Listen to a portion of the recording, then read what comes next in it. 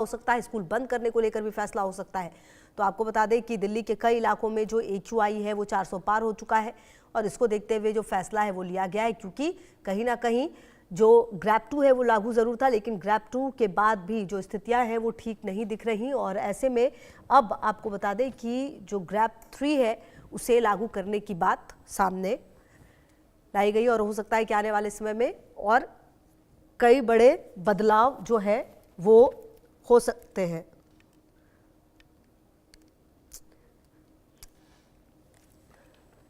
तो आपको बता दें कि दिल्ली NCR में ग्रैप 3 लागू करने की बात हो रही है और क्योंकि कई जगहों पर जो प्रदूषण है वो काफ़ी ज़्यादा फैलता हुआ नज़र आ रहा है और इसलिए अब ये फैसला जो है वो लिया गया है। और आपको बताएं कि कहीं ना कहीं जो पूरी स्थिति है, अगर आप समझें तो शुरुआत में ग्रैप 3 लगाया गया, वापस लिया गया, फिर ग्रैप 2 लगाया गया, लेकिन एक बार फिर से क्योंकि स्थिति काफ़ी ज़्यादा खराब होती हुई नज़र आ रही है और इसीलिए ये फैसला लिया गया। लेकिन सवाल ये कि आखिरकार कब तक ये स्थिति बनी रहेगी और कब ये स्थिति सुधरेगी, क्योंकि पिछले कुछ समय से, जब से आपको याद हो ठंड की शुरुआत हुई है, दीपावली के बाद से ही जो फॉग है, जो ये स्मॉग है वो नज़र आ रहा है। लोगों की तबीयत खराब हो रही है, खास करके उनकी जो कि मरीज़ हैं और अस्थमा और छोटे बच्चे जो हैं वो काफ़ी परेशान हो रहे हैं, गर्भवती महिलाएं परेशान हो रही हैं।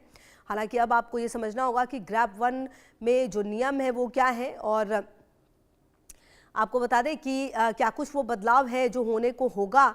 ये ग्रैप 1, ग्रैप 2 और ग्रैप 3 का अब आपको ग्राफिक्स के जरिए हम समझाने की कोशिश करते हैं। जी हाँ, हम ग्राफिक्स के जरिए आपको बताएंगे कि आखिरकार ये जो बदलाव है वो क्या कुछ आपको देखने को मिलेगा। ग्रैप 1 में क्या नियम है, CNG, इलेक्ट्रिक बस और मेट्रो सेवाओं के फेरे बढ़ाए जाएंगे ताकि पेट्रोल और डीजल वाहनों का इस्तेमाल कम हो। इसके अलावा आपको बता दें कि बिजली आपूर्ति में कोई कटौती ना हो, इस बात का भी ध्यान रखा जाएगा ताकि डीजल जनरेटर के इस्तेमाल की ज़रूरत ना पड़े। ये ग्रैप 1 में जो नियम है वो हम आपको बता रहे हैं।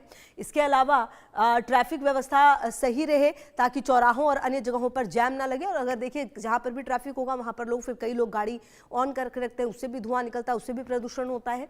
इसके अलावा ये जो ग्रैप 1 के नियम है वो हम आपको बता रहे थे। इसके अलावा आप समझिए कि अब जो ग्रैप 2 और ग्रैप 3 है उसे लागू करने की बात भी सामने आ रही है। और मेरे साथ मेरे सहयोगी भी जुड़ गए हैं, मेरे साथ अली खान नोएडा से और इसके अलावा भावना दिल्ली से मेरे साथ जुड़ी हुई है। सबसे पहले अली खान, आप ही के पास आते हुए, क्योंकि अगर NCR की बात की जाए तो कई जगहों पर जो AQI है वो 400 के पार है, खास करके ग्रेटर नोएडा में हम पिछले दिनों देख रहे थे। ऐसे में अभी क्या स्थिति बनी हुई है और क्या स्थिति जो है आने वाले समय में हो सकती है, क्या कुछ एक्सपर्ट्स कह रहे हैं? बिल्कुल, आपको बता दूं कि आज नोएडा के AQI की बात करें तो एवरेज AQI 360 के आसपास बना हुआ। वही कई ऐसी जगह हैं जहां का AQI 400 के पार है, 500 के आसपास भी कई जगह का AQI दर्ज किया गया है। आपको मैं पीछे तस्वीरों में दिखाना चाहूंगा। आप तस्वीरों में देख सकती हैं कि कैसे एक धुंध की एक चादर, कोहरे की एक चादर नजर आ रही है। अलग से आप देख पा रही होंगी कि बहुत ज्यादा स्मॉग इस समय आसमान में नजर आ रही है, विजिबिलिटी जिसकी वजह से काफी लो नजर आ रही है। ये करीबन 50 से 100 मीटर की दूरी के जो भी ऑब्जेक्ट हैं वो ब्लरी नजर आ रही है, आपको देख पा रहे होंगे। वहीं लोगों को इस पॉल्यूशन के चलते, इस फॉग के चलते लगातार आंखों में जलन, गले में खराश जैसी समस्याओं से लगातार जूझना पड़ रहा है, क्योंकि ये समस्याएं बनी हुई है। पीछे कुछ दिनों में हमने देखा कि AQI का स्तर कम हुआ था और AQI मॉडरेट कंडीशन में पहुंचा था, पर पिछले 2 दिनों से फिर स्थिति खराब होती नजर आ रही है और 400 के आसपास AQI फिर से दर्ज किया जा रहा है। वहीं अगर लोगों की माने तो AQI और अन्य जगहों पे करीबन जो अपने लोग पैरामीटर्स पे जो चेक कर रहे हैं उनका मानना है कि AQI कई ऐसी जगह हैं जहाँ पे 700 और 800 के आसपास भी बना हुआ है, क्योंकि लोगों को वो बेहद समस्या हो रही है। वहीं आने वाले दिनों में माना जा रहा है कि अभी AQI का स्तर इसी आसपास ही रहेगा, क्योंकि 400 के आसपास या बेहद इससे भी खराब स्थिति में जा सकता है, क्योंकि अभी आने वाले समय में अभी कोई बारिश या तेज हवाओं का चलने की उम्मीद नहीं जताई जा रही है। वहीं तमाम जो वैज्ञानिक हैं, जो जितने भी एक्सपर्ट्स हैं, उनका कहना है कि लोगों को अगर जिन्हें ज्यादा परेशानी हो रही है, जो एस्थमेटिक पेशेंट्स हैं या जिन्हें सांस संबंधित कोई भी समस्या है, या तो वो घरों में रहें, जरूरी हो तो ही घर से बाहर निकले, अन्यथा ना निकले। और बाहर निकल रहे हैं तो मास्क और बेहद जरूरी ना हो, अगर वो मैनेज कर सकते हो तो दिल्ली NCR के बाहर कहीं ऐसी जगह पे चले जाएं जहाँ का AQI कम हो। तो ऐसी समस्याओं से लोगों को जूझना पड़ रहा है।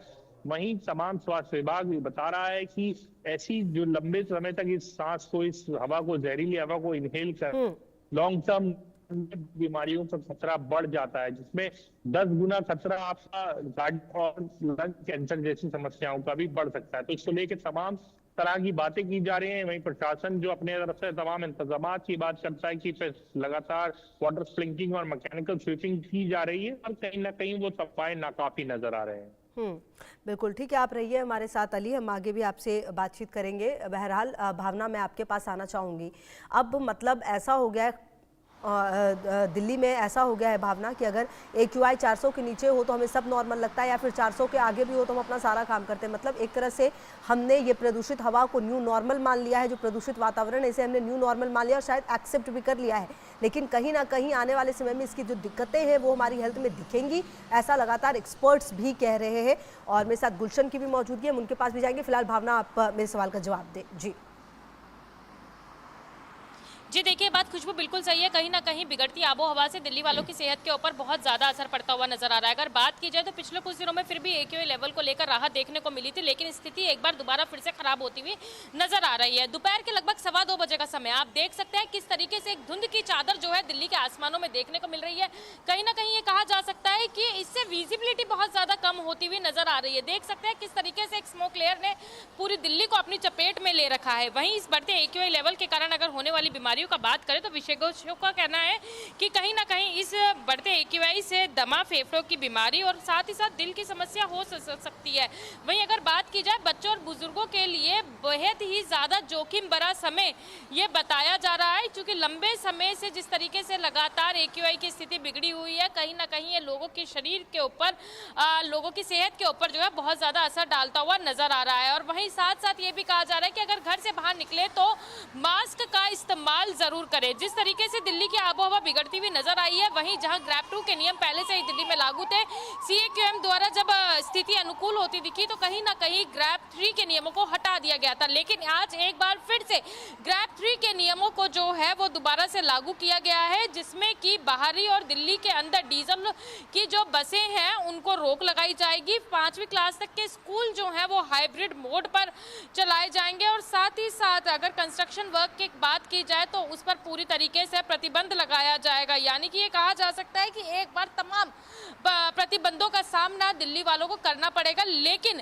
ये बात ही खुशबू बिल्कुल सही है कि कहीं ना कहीं अब दिल्ली की बिगड़ती आबो हवा को दिल्ली वाले एक्सेप्ट करते हुए नजर आ रहे हैं। चूंकि इस बिगड़ती आबो हवा से जहाँ सेहत के ऊपर असर जरूर पड़ रहा है, लेकिन इसका कोई अस्थायी समाधान निकलता हुआ नजर नहीं आ रहा है। इस बिगड़ती आबो हवा की स्थिति केवल एक साल की नहीं, हर साल इस तरीके की स्थिति देखी जाती है, लेकिन इसका कोई समाधान बनता हुआ नजर नहीं आ रहा है। वहीं दिल्ली की सड़कों पर अगर ट्रैफिक की बात करें, मैं कैमरामैन से रिक्वेस्ट करूंगी कि वो एक बार दिखाए कि किस तरीके से भारी संख्या में दिल्ली की सड़कों पर ट्रैफिक दौड़ता हुआ नजर आ रहा है। और कहीं ना कहीं ये एक बड़ी वजह होती है ट्रैफिक से जो प्रदूषण का स्तर है वो बहुत ही ज्यादा होता है। PM 2.5 की मात्रा जो है हवा में बढ़ती है। वहीं देखा जाए तो जहां दिल्ली में एक तरफ सर्दियां दस्तक दे चुकी है, जहां उम्मीद लगाई जा रही थी कि हवा की गति तेज होने के कारण यानी कि शीतलहर का कहर दिल्ली वालों को झेलना पड़ेगा, लेकिन स्थिति फिलहाल उलट होती हुई नजर आ रही है। चूंकि हवा की गति जो है वो कम हो गई है, कहीं ना कहीं दिल्ली का ठहरा हुआ प्रदूषण एक बार फिर से अपना विकराल रूप दिखाता हुआ नजर आ रहा है, और दिल्ली का AQI लेवल एक बार फिर से बढ़ता जा रहा है। जहां दिल्ली में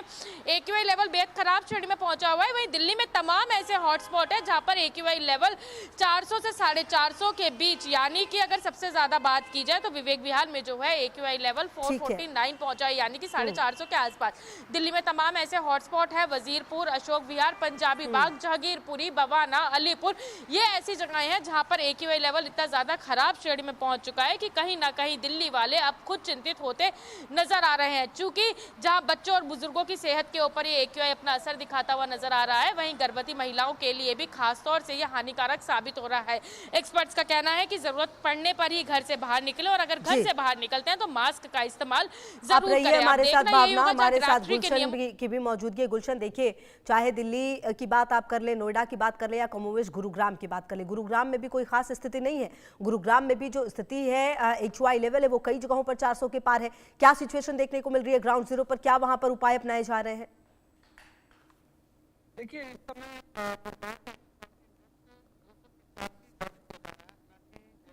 सूरज जब सुबह जो है ये कम होता है। अब फिलहाल 285 है, 285 भी बेहद खराब श्रेणी में आता है। लोगों को, जब मैं इस समय लाइव स्क्रीन पर मैं खड़ा हूं तो मेरी आंखों में भी जलन सी महसूस हो रही है, आंखें पूरी तरह से नहीं खुल रही है। यानी जो गुड़गांव की इस समय हवा है वो बेहद जहरीली हवा है और सांस लेने में लोगों को काफी दिक्कत है। इसलिए अस्पतालों में जो मरीज हैं वो सांस लेने में दिक्कत के, गले में खराश के, आंखों में जलन के, इसके अलावा अस्थमा के, एलर्जी के, जुकाम के, बुखार के, ये तमाम मरीज इस समय अस्पताल में पहुंच रहे हैं। और सबसे ज्यादा जो मरीज हैं वो आंखों में जलन के, गले में खराश के सबसे ज्यादा मरीज हैं। डॉक्टरों के अनुसार ये साफ तौर से कहा गया है कि समय रहते ही जो भी आपने मेडिसिन लेनी है वो तुरंत लें, नहीं तो ये बीमारी और भी बढ़ सकती है। और इसलिए अस्पतालों में ओपीडी इस समय काफी संख्या में बढ़ गई, यानी 20 से 30% ओपीडी बढ़ गई है। जहां पहले 2 से 2,500 मरीज अस्पतालों में पहुंचते थे तो इस समय 4,000 के लगभग मरीज अस्पतालों में पहुंच रहे हैं।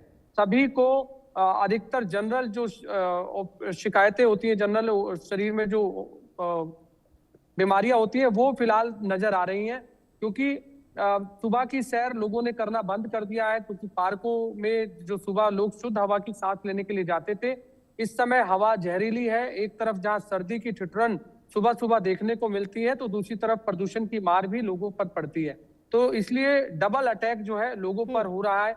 बेशक सरकार और प्रशासन जो नियम बनाते हैं, जिस तरह ग्रैप 3 के बारे में हमारे सहयोगी बता रहे थे, लेकिन उनकी पालना करना बेहद इस समय आम जनता को भी जरूरी है। उन्होंने, सरकार ने, प्रशासन ने नियम बनाए, लेकिन उनका उल्लंघन तो जो है वो नियम लोग जरूरी करते है, हुए लेकिन दिखाई उस दे रहे नियम हैं। का पालन करना बहुत ज्यादा जरूरी है ताकि जो समस्या है उसका समाधान हो पाए। बहुत शुक्रिया आप तीनों का हमारे साथ जुड़ने के लिए और बातचीत करने के लिए। बहरहाल देखिए, दिल्ली एनसीआर में अब ये स्थिति हो गई है कि अगर AQI 285, 300, 350 रह रहा है तो ये हमें बिल्कुल नॉर्मल लग रहा है, लेकिन ये नॉर्मल नहीं है, ये हमें बहुत ज्यादा बीमार कर सकता है। अब देखिए, ग्रैप 1 के नियम हमने थोड़ी देर पहले आपको बताया। ग्रैप 2 में क्या नियम है वो आप समझिए। राज्य सरकारें सरकारी विभागों के ऑफिस टाइम में बदलाव करें, नगर निकाय के ऑफिस टाइमिंग में भी बदलाव किया जाए, केंद्र दिल्ली एनसीआर में अपने कर्मचारियों के लिए वक्त में बदलाव करे, केंद्र शासित प्रदेश अपने कर्मचारियों के लिए ऑफिस टाइमिंग बदले, एनसीआर की सरकारें कर्मचारियों का वक्त बदले, यूपी दिल्ली की सरकारें एनसीआर के जिलों में कर्मचारियों का वक्त बदले, जबकि हरियाणा की सरकार एनसीआर के जिलों में कर्मचारियों का वक्त बदले।